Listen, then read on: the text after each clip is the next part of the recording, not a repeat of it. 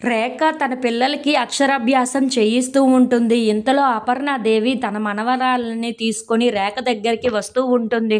అది చూసి అక్కడ ఉన్న రేఖ అయితే "ఎందుకు మీరు ఇక్కడికి వచ్చారు?" అని చెప్పి అడుగుతూ ఉంటుంది. ఆ మాటలు విని అక్కడ ఉన్న అపర్ణాదేవి అయితే "వీళ్ళకి కూడా అక్షరాభ్యాసం చెయ్యాలి కదా!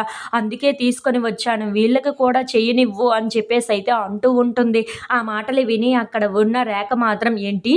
వీళ్ళకి అక్షరాభ్యాసం చెయ్యాలా? వీళ్ళకి ఇప్పుడు అక్షరాభ్యాసం చేయించి చదివించి ఎవరిని ఉద్ధరిస్తారని అని చెప్పేసి అయితే అంటూ ఉంటుంది. ఆ మాటలు విని అక్కడ ఉన్న అపర్ణాదేవి అయితే చాలా బాధపడుతూ ఉంటుంది. ఇంతలో అక్కడ ఉన్న రేఖ మాత్రం లేదు, వీళ్ళకి ఏ అక్షరాభ్యాసాలు ఏమీ అవసరం లేదు. మర్యాదగా ఇక్కడి నుండి తీసుకొని వెళ్ళండి. మేము సంతోషంగా ఉండాలి అని అనుకుంటున్నాము. వీళ్ళ మొహాలు చూసుకుంటే ఎలా సంతోషంగా ఉంటది చెప్పు అని చెప్పేసి అయితే అంటూ ఉంటుంది. ఆ మాటలు విని అక్కడ ఉన్న అపర్ణాదేవి అయితే చాలా బాధపడుతూ వాళ్ళ మనవరాళ్ళని తీసుకొని అక్కడి నుండి వెళ్ళిపోతూ ఉంటుంది.